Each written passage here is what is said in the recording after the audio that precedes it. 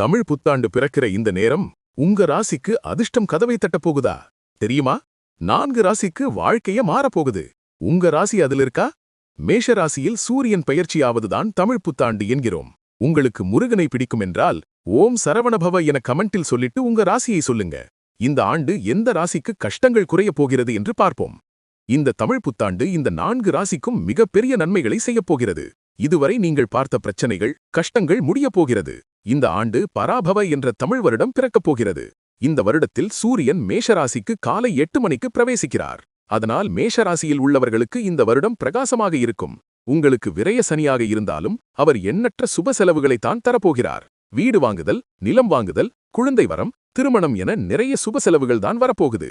இந்த ஆண்டு செவ்வாய்க்கிழமையில்தான் பிறக்கிறது. அதனால் உங்கள் ராசி அதிபதியான செவ்வாய் பகவானும் இணைந்து உங்களுக்கு நற்பலன்களை அளிக்கும். துலா ராசிக்காரர்களுக்கு நல்ல வருமானம் கிடைக்கும். தாயாரின் ஆரோக்கியம் மேம்படும். ராகு பகவான் உங்களுக்கு குழந்தை பாக்கியத்தை தருவார். தொழில் விஷயம், வெளிநாட்டு விஷயங்கள் நல்ல முடிவுக்கு வரும். இந்த ஆண்டு உங்களுக்கு நல்ல உச்சம் பெறப்போகிறீர்கள். புதிய பொறுப்புகள், கௌரவம் என தேடி வந்து கிடைக்கும் நிலை உள்ளது. சிறிய தொழில் செய்றவங்களுக்கு கூட நல்ல முன்னேற்றம் ஏற்படும் காலம் இது. புத்திர பாக்கியங்கள் கிடைக்கும். விருச்சக ராசியில் உள்ளவர்களுக்கு பல வருட காலங்களாக நீங்கள் சந்தித்த கஷ்டங்கள் எல்லாம் சரியாகும் நேரம் வந்துவிட்டது. பல கோவில்களில் அன்னதானம் செய்வீர்கள். கோவில் கட்டுவதற்கு பண உதவி, பொருளுதவிகளை தருவீர்கள். முன்னோர்கள் மூலம் நிறைய உங்கள் வாழ்வில் தொழில் முன்னேற்றங்கள் ஏற்படும். இந்த ஆண்டு உற்சாகத்துடன் இருப்பீர்கள். வேலை மற்றும் தொழிலில் புதிய உத்வேகங்கள் வரும். அனைத்து விஷயங்களிலும் இரட்டிப்பு லாபம் கிடைக்கும். மகர ராசிக்கு எல்லாமே நன்மைகள்தான். உங்களுக்கு பாசிட்டிவ் தான் போங்க. அற்புதமான காலகட்டம் உங்களுக்கு.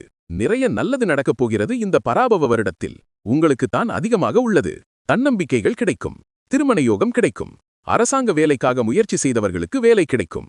அனைத்து ராசிக்காரர்களுக்கும் உங்கள் ராசி அதிபரை வணங்கி அவருடைய அருளை பெறுங்கள். மறக்காம சேனலை சப்ஸ்கிரைப் பண்ணிக்கோங்க.